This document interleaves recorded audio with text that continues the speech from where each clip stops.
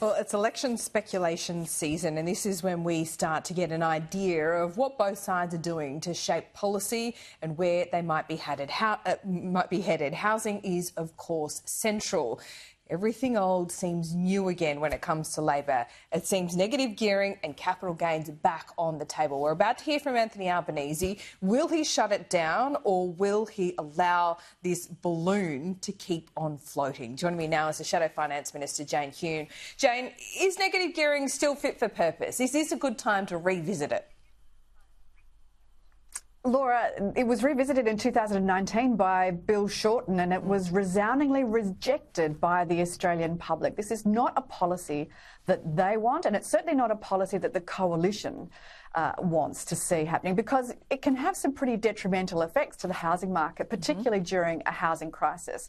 If you remove a tax incentive from investors, it actually discourages new supply into the system. And moreover, it can push rents up, because you'll find that people that are using negative gearing, once they have that tax incentive removed, compensate by raising rents.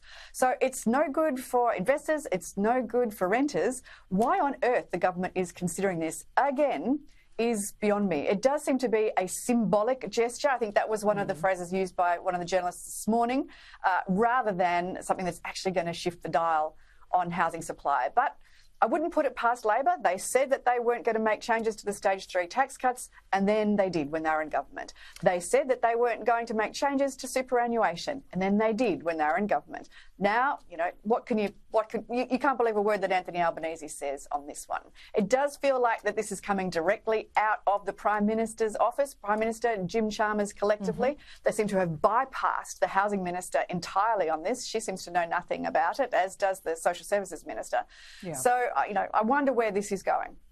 I wonder too. There's two elements to this, as there was in the debate back in 2019. If you want to raise revenue and you want more money, if you're a government, you have to do, you know, if you're going to touch negative gearing, it would be across the board, limiting it or abolishing it. But if you want to impose a fairness test here, you could limit the amount of properties you can negatively gear. What would be wrong with that?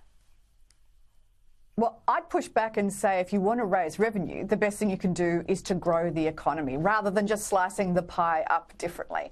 And the way to grow the economy is to inject productivity back into our economy by doing things like lowering energy prices, putting more energy supply into the system, making your industrial relations system more flexible for workers and for employers, and cutting red tape and making sure that our tax system is simpler and fairer and lower, to inject that sense of aspiration back into our economy. That's what you do to increase revenue, to grow the pie rather than cut it up differently.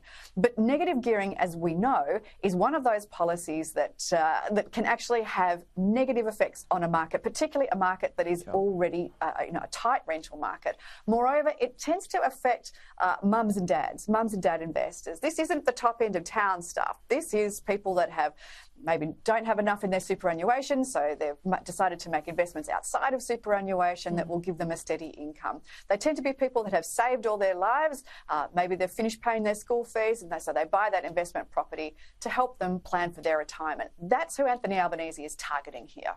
That's unacceptable. Yeah. Self-managed super funds, people that definitely invest in property for a way to future-proof their retirement, absolutely. Let me ask you about the rates decision yesterday. Not a surprise, but we did hear from Michelle Bullock, and she's kind of taken the wind out of the sails of this potential good news on inflation today. What does steady underlying inflation look like?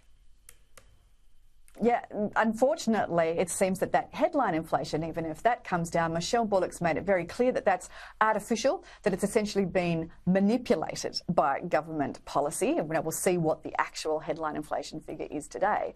But she said that the RBA looks through that to core inflation, that underlying inflation, which she says is both homegrown, so that means you can't blame anybody else for the problem other than policy settings, and sticky. And that means that it's harder to get down than anticipated. Now, the RBA are doing everything that they can with the tools that they have, but they've only got the one tool, and that's interest rates. That's why we've been calling on the government to use its fiscal firepower to work in conjunction with the RBA, alongside the RBA, using monetary and fiscal policy together, rather than having that one foot on the brake, one foot on the accelerator approach. What concerned me most about Michelle Bullock's statement yesterday was that she said that we weren't expecting to see that core inflation come back to band now until 2026. Now, that's 15 months after 15 months from now, and a year after Labor's own forecasts said that they expected to see inflation come back to band. That's a real concern and will be cold comfort for mortgage holders who are desperately hoping to see an interest rate cut sometime soon. OK, just finally, we are going to hear from Anthony Albanese and Launceston, who will be asked about negative gearing. If he unequivocally rules it out, is that good enough for you? I think the question's got to be asked. If he's ruling it out, why is it that Treasury are looking at this? Who's asked Treasury to look at this?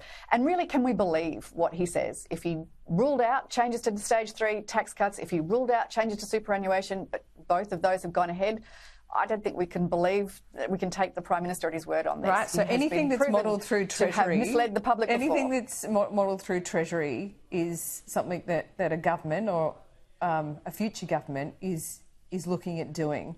I mean, that's a pretty dangerous precedent, isn't it? You've got to look at these things. Well, let's face it, I think Jim Chalmers bailed the cat back in April when he said that there needs to be a national conversation about the fiscal settings in our country, including tax concessions. All roads lead to negative gearing. We know that Labor want to do this. They've wanted to do it since 2019. This seems to be deja vu all over again. Jane Hume, good to see you. We'll see you soon.